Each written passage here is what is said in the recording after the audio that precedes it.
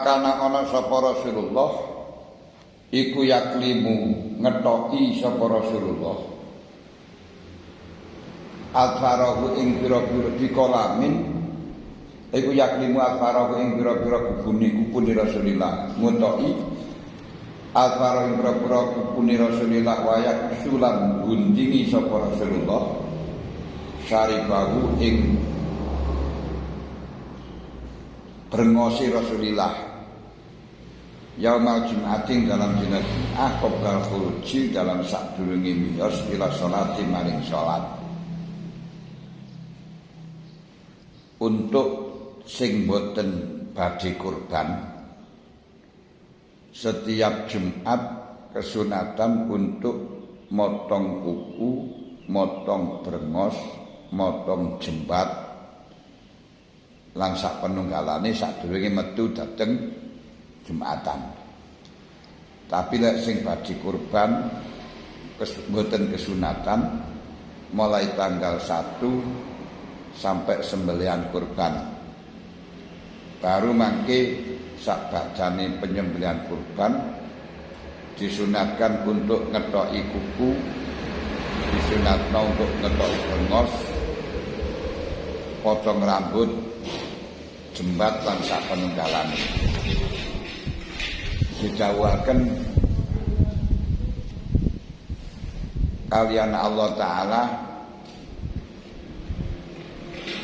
wa'adzin fin nasi ya'tu kami wa'adzin fin nasi bil haji ya'tu karijalahu wa ala kulli dhamiri ya'tina min kulli fajjin amin liyashhadu manafi'a lahum wa yadhkuru ismallahi fi ayyamin ma'lumatin ala ma razaqahum min bahimatil an'am fakulu minha wa at'imul ba'isal faqir thumma liyaqdu tafasakum dzalik wa man yu'azzim sya'airallahi fa huwa khairul lah wa man yu'azzim hurumatillahi fa huwa khairul lahu inda rabbih wa uhillat lakum bahimatul an'ami illa ma yutla 'alaikum fastanibur rijsa minal awsani wastanibu qawlaz zur wa'adzin bin nasi. Ketika Nabi Ibrahim itu diperintahkan oleh Allah untuk bangun Ka'bah, setelahnya selesai paripurna bangun Ka'bah, Nabi Ibrahim matur dhateng Gusti Allah, niki sing badhe tawaf ten mriki sinten Gusti. Maklum Nabi Ibrahim mengeluh semacam itu karena tidak ada orang-orang yang masuk Islam pada waktu niku, hanya sedikit yang mengikuti Nabi Ibrahim. Kabeh niku orangnya kafir-kafir. Sehingga Gusti Allah, sehingga Nabi Ibrahim matur kepada Allah, pantes siapa yang nanti akan tawaf. Terus karo Gusti Allah didhawuhi wa'adzin azanono undangan wa'adzin bin nasi bil haji, manusia kabeh undangan kelawan lakoni haji. Yaitu kali jalan nanti akan datang orang-orang yang naik kaki, yang itu jalan kaki. Wa ala kulli dhamirin, dan di atas kendaraan-kendaraan yang kurus, berarti dalam keadaan dalam perjalanan yang jauh. Ya'tina min kulli fajjin amik, di mana mereka akan datang dari penjuru, dari pelosok-pelosok. Liyasyhadu manafi'a lahum, supaya mendapatkan kemanfaatan bagi mereka. Wa yadhkuru ismallahi alaihi, dan wa yadhkuru ismallahi bi ayyamin ma'lumat, dan nyembelih kurban pada hari-hari yang ditentukan ala marasaqahum min bahimatil an'am. Nyembelih kurban menyebutkan pada bismillah apa yang telah diberikan dari Allah, yakni kurban binatang yang diberikan kenikmatan. Fakulu minha wa atimul ba'isal fakir, makanlah kurbanmu itu boleh dimakan. Dan wa'at imul ba'isal fakir, berikan makanan kepada orang fakir. Sumaliyakdu tafasahum, baru. Nah, iki lek waktu niku sadurunge mbelih kurban, kamu jangan motong rambut, jangan motong kuku, jangan motong jembat. Sumaliyakdu tafasahum, setelahnya mbelih kurban niku motongo reget-reget ira kabeh niku kuku, rambut lan ya jenggot lan jembat lan sak penunggalane. Wal yufu nudurahum wal yatufu bil baitil atiq. Terus akhirnya Nabi Ibrahim mengundang siapa yang di situ jawab labbaik satu kali, baiklah berarti akan berangkat haji satu kali. Yang jawab 2 kali ya akan jawab 2 kali, 3 kali ya 3 kali, dan seterusnya. Mungkin KPIH itu jawabnya berkali-kali, akhirnya berangkatnya berkali-kali. Yang tidak jawab sama sekali, walaupun sudah daftar ya nggak berangkat. Ya entah sudah berangkat, sudah daftar waktunya berangkat, ternyata ada corona. Atau tidak ada corona, pas sebenarnya sudah bisa berangkat, usia dibatasi 65. Akhirnya gak sudah berangkat. Atau gak dibatasi itu untuk berangkatnya tahun depan tiba-tiba wis mati. Padahal wis daftar, wis siap ya bangga. Gak berangkat karena tidak jawab labbaik zaman biyen gitu nah. Tapi sebaliknya bagi yang jawab walaupun tidak punya uang ya delalah bisa jawab, bisa berangkat. Entah itu dapat hadiah Pepsodent apa mijeti wong enek duka haji pijet niku wonten. Wong ora ndek apa-apa ngoten nggih. Berangkat haji. Lha mergo apa? Mergo nek wong sugih lara stroke sawe gak waras-waras. Golek dukun pijet dipijeti karo niku telateni gak kok waras. Akhire saking syukure terus dihajekno ngoten. Ya nek karyawan saking jujure terus diberangkatno haji ya enek. Macam-macam wa'adzin bin nasi bil haji yaktu karijalan, akan datang kepada kamu mingkuli domir wa ala kulli domirin yaktina mingkuli fajin amik, dan akan datang dengan mengendarai kendaraan yang kurus-kurus dari berbagai penjuru. Kenapa? Ya satu manafi alahum, supaya mendapatkan kemanfaatan dari haji. Ini dalam mengaji syariat, mengaji fikih ada 3 pendekatan, ada 3 amaliyah, ada 3 pengkajian. Pertama, haji niku diperintahno karo pangeran. Berarti kita datang melaksanakan haji semata-mata karena ta'abbud, melakoni perintah Gusti Allah. Seperti hanya di sini Rasulullah setiap Jumat sebelum keluar sholat motong rambut, ngedoi kuku, guntingi brengos, semata-mata perintah dari Allah. Niki unsur ta'abbudnya. Di semata-mata perintah dari Allah niki unsur ta'abbudnya. Unsur dogmatifnya, unsur ibadahnya. Yang diperintahkan untuk melaksanakan haji, sedangkan tata cara haji sudah disebutkan oleh Kanjeng Nabi, khudhu manasikakum anni. Ambillah haji dari saya, berarti haji niku mingko dogmatik, doktrin agama yang tata caranya ditentukan oleh Allah sendiri. Yuktil kitabah, gini ku dengan kitab. Tapi setelahnya yuktil kitabah niki perlu wal hikmata, dipahami dengan hikmahnya apa, ta'akulnya apa, logikanya apa, tujuannya apa. Kalau kita melaksanakan haji dari sisi ta'abudnya yaitu lakoni perintah, tapi dalam ta'akulnya adli yashhada manafi'a lahum, supaya yashhadu manafi'a lahum, supaya mendapatkan kemanfaatan dalam pelajaran haji. Demikian pula dawuh Kanjeng Nabi motong rambut, motong kuku pada hari Jumat. Ini ada tujuan, ada misi yang perlu disibak di dalam hikmah. Kalau haji, ya kalau di dalam haji misalnya, manfaat di dalam haji kita sebelum berangkat didhawuhi,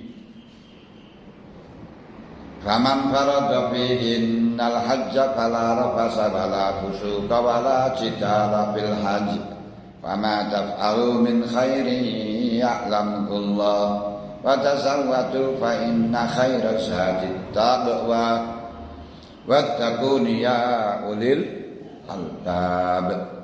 Wis niku saking niku mawon wong niku lek diwajibno haji jangan sampai rofas. Bala rofasa, jangan sampai rofas. Rofas itu apa? Rofas itu hubungan lain jenis yang mengarah pada birahi, itu jenenge rofas. Ya nyawang. Nah, sing nyawangnya nyawang. Niku nyawang negatif apa nyawang positif jenenge niku? Nah, nyawang positif.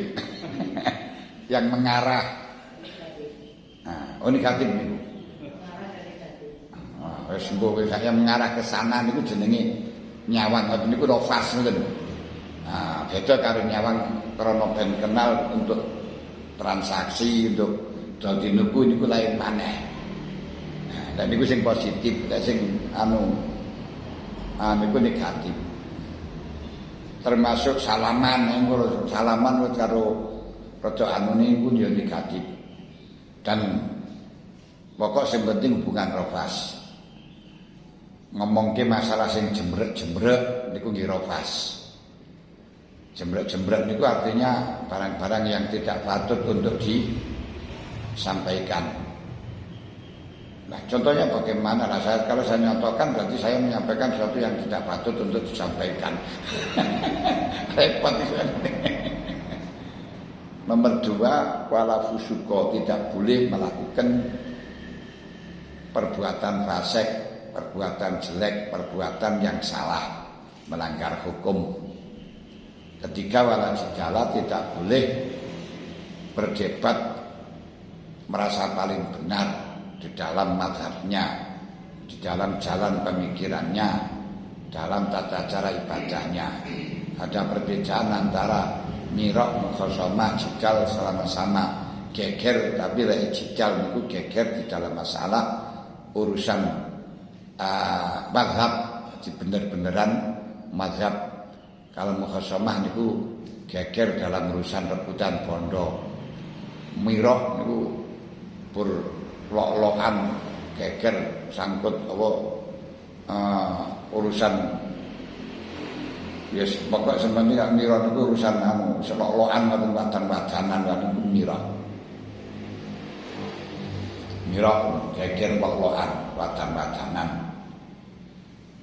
Nah, itu kenapa tidak boleh dalam unsur ta'abudnya, unsurnya ibadahnya ya dilarang oleh Allah Ta'ala supaya kita melakukan perintahnya Allah.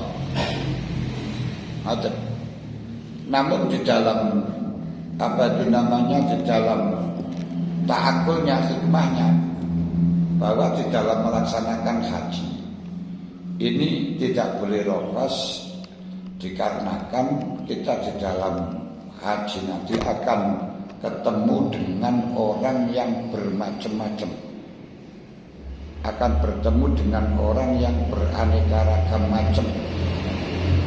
Wong wedok sing macam-macam niku enek, ana sing kulite putih, ana sing kulite kuning langsep, ana sing langsep ana sing kulite langsep mateng, langsep apa mentah, kulite sawo mateng, sawo mentah. Nah, terus ana sing putih, ana sing putih, ana sing mripate brolak-blolok. Nek sing mripate sutup kaya dene yang sinon. Irunge sing mawancung ana irunge pesek.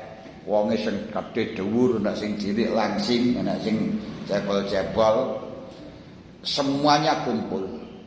Dan di sana perempuan tidak boleh menutupi wajah, yang sehingga kita akan bisa melihat.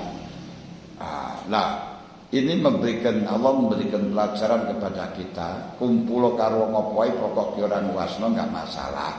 Pokok ora usil gak ada masalah.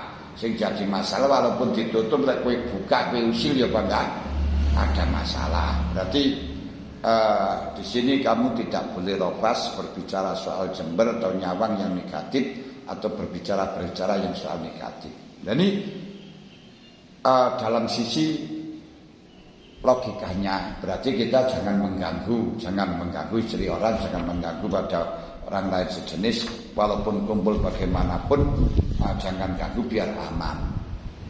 Kedua, wala fusuko, jangan melakukan perbuatan salah karena memang di sana akan kumpul beraneka ragam corak, bermacam-macam orang yang watekannya, karakternya berbeda-beda. Bahkan di sana satu tempat yang musyarakah dimiliki oleh banyak orang.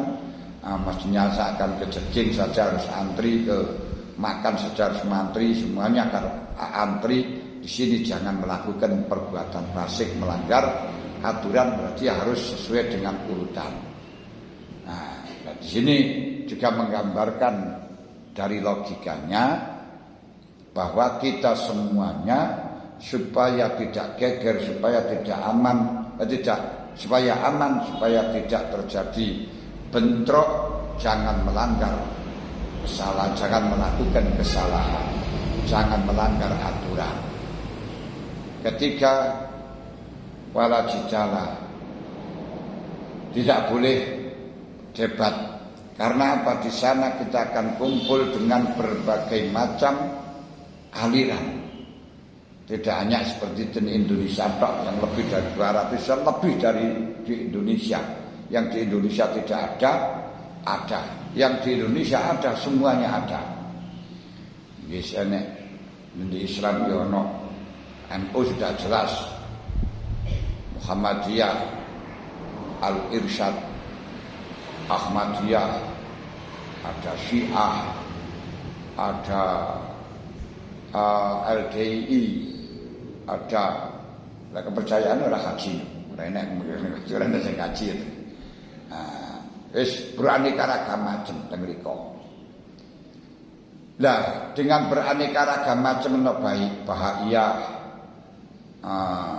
Hasimiyah, Fatimiyah, ini supaya kula lan panjenengan tidak sampai bergeger rumangsa bener, tapi lakonono sesuai dengan garis yang sudah kau pahami. Ini merupakan ajaran dalam logikanya, hikmahnya.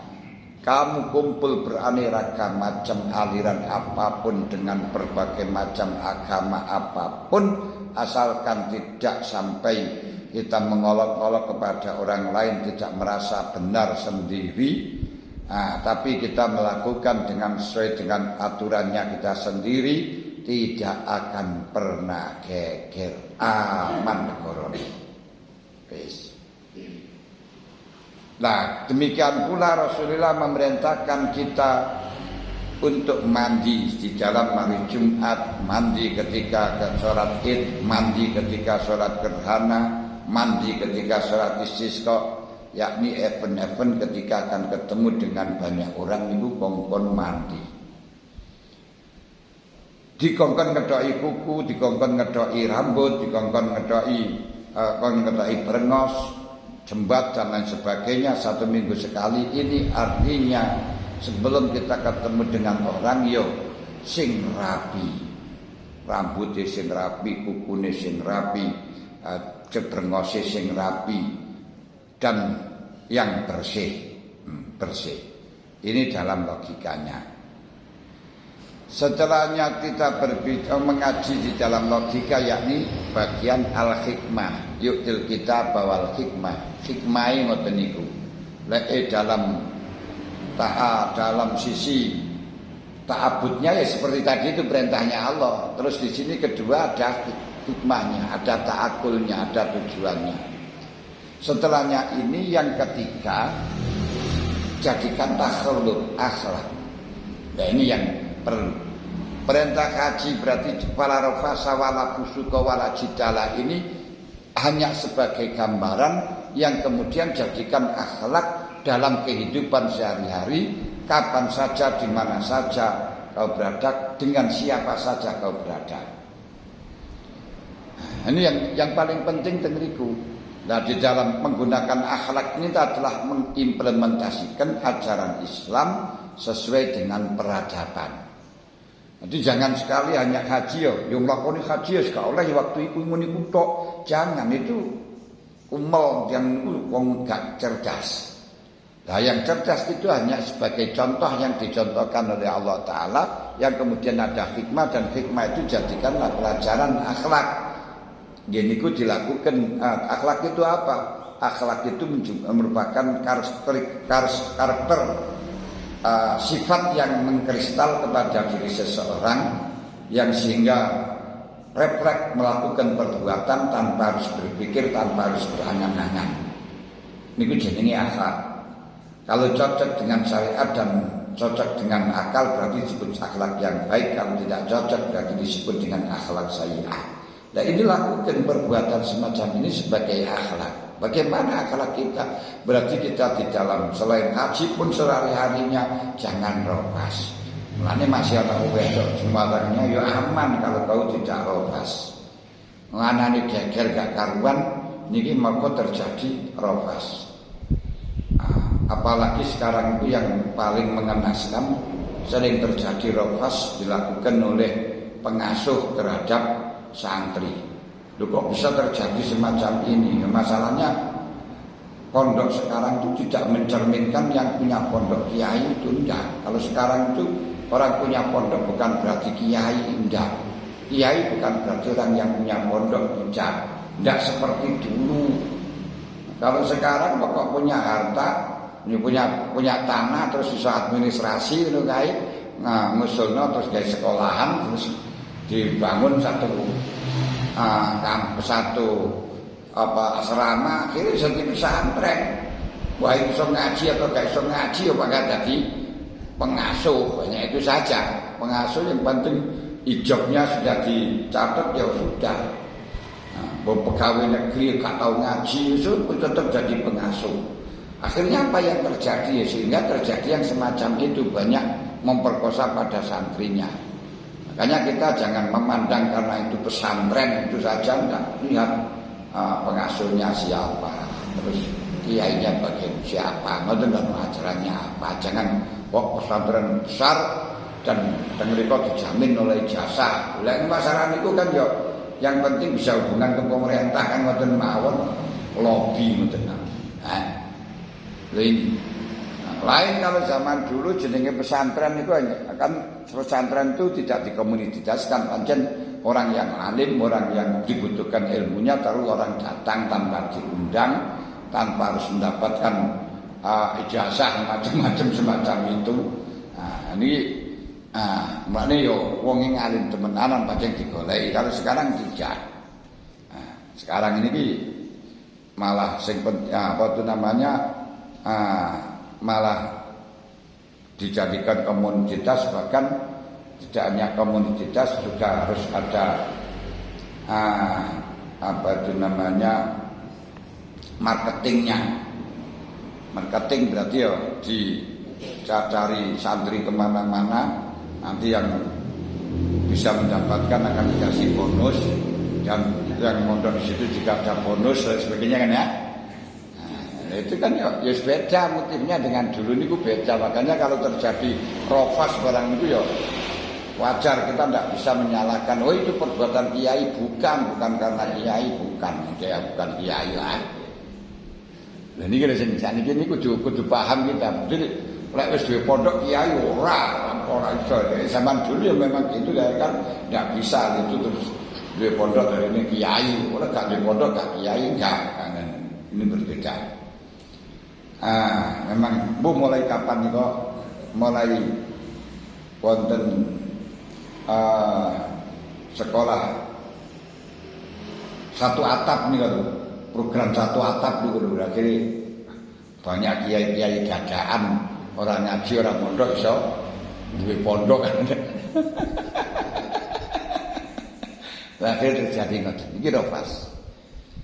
Wala fusuqa, jangan melakukan pelanggaran apapun, baik itu pelanggaran kepada pemerintah, pelanggaran kepada agama, di mana saja kita berada, aman itu. Kalau wis aman ibadah ya benar. Ini jadikan akhlak, jangan hanya tidak boleh fusuk ketika jalan haji, enggak, itu hanya contoh dan kita jadikan akhlak. Nah, demikian pula ketika kita diteruskan wala jikala, jangan geger, jangan debat. Ini kita teruskan tidak waktu zaman haji saja. Kita berada dimanapun bersama siapapun jangan merasa paling benar, tapi kita harus melakukan yang kita anggap benar. Dalam arti tidak usah kita menyalahkan orang lain. Kalau memang dia ingin tahu kita beritahu, tapi kalau memang dia itu tidak ingin tahu, tidak usah kita salah-salahkan. Kalau kita selalu menyalahkan kepada orang lain atau menanggapi anggapan orang lain, nggak sampai selesai kita ibadah, nggak bisa ibadah. Kita menanggapi satu, nanti ada lagi nanggapi satu, ada lagi nanggapi satu, ada lagi. Makanya saya itu nggak pernah, nggak banyak keinginan terus ada orang pidato terus salah tanggapi, gitu. Dia salah tanggapi, bilang napon pelajaran dia ngoten, malah kita lah, nggak usah. Tapi kita ngaji sesuai dengan aturan kita, sesuai dengan kita ngeten mawon lah. Sedikit bagaimana tanggapan anu dengan video ini kalau rasanya kono ten mawon. Inilah menunjukkan kebebasan pers, kebebasan bisa berbicara ya semacam itu.